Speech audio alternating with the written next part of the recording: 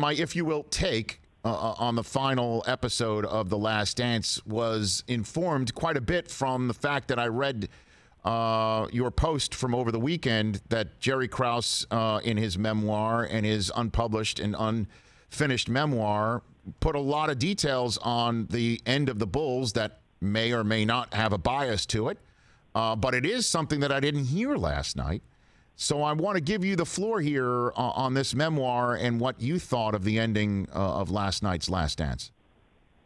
Well, I was working for the Chicago Tribune back then. I covered the second three-peat along with several other writers for the Chicago Tribune. So I feel like I covered it from a journalistic aspect back then. I mean, I think when you have a breakup of a dynasty, there are multiple factors at play. There's no simple one black and white reason. I mean, there were multiple reasons why the run ended when it did. What I tried to do with these excerpts was just give Jerry a floor and give his perspective, his voice at a time when obviously he's not able to do so since he passed away in 2017. So this to me wasn't really journalism.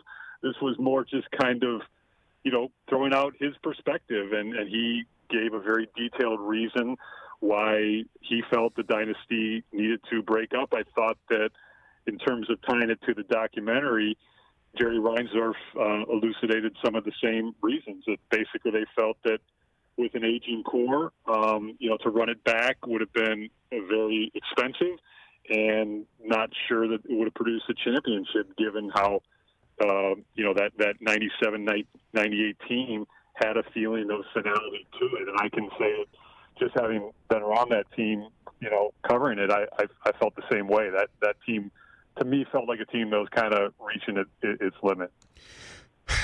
So why did the team get broken up, Casey? Why?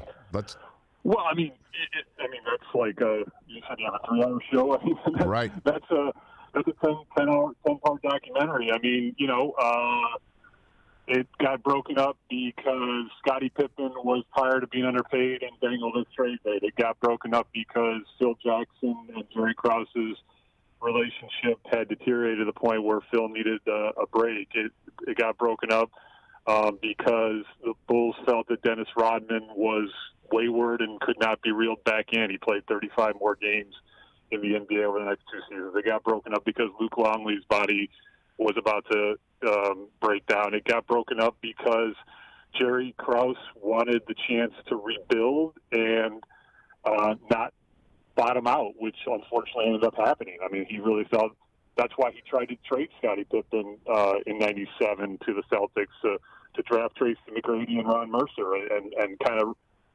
fast start the rebuild. Jerry Reinsdorf nixed that deal. So, when there's a break, dynasties are hard for a reason. They don't happen very often for a reason. And when there's that many strong personalities and people in play, it just kind of comes to an end. And I understand Michael's sentiment that he wanted to be taken away from him and lose it on the court. I understand that he's the ultimate competitor.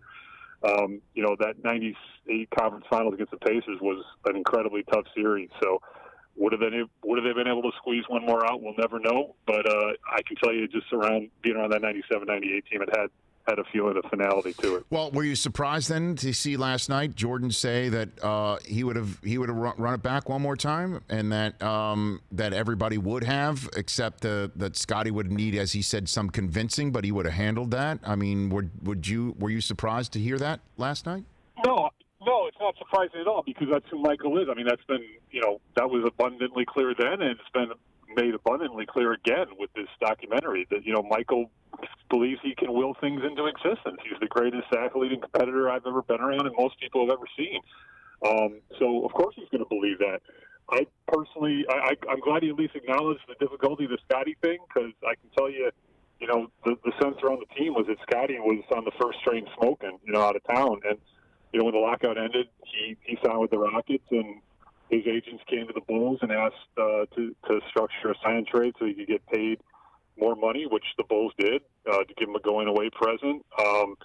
So I think Scottie, look, he delayed the surgery before the 97-98 season. That was played on the documentary because he was just, angry. And there was a feeling that, he was done and Phil certainly was done. I mean, Phil said that in his books. He said that at the time. You can parse the reasons why he was done, but he also had a theory that, you stay in one place for 7 years, and then the team needs a new voice. He used that theory with the Lakers as well, not just the Bulls. He stayed 9 with the Bulls because they kept winning championships.